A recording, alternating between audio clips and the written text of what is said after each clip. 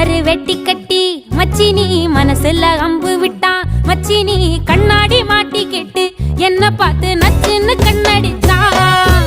சுந்தமா புத்தி இல்ல மச்சானே, சொல்றதும் கேட்பதில்ல மச்சானே. பக்கத்து வீட்டில் எல்லாம் பக்கா வச்சு மொத்தமா செஞ்சு புட்டா. வாழ்க்கைய கெடுத்துட்டங்க மச்சானே, வந்தது அழுதிடுவா மச்சானே.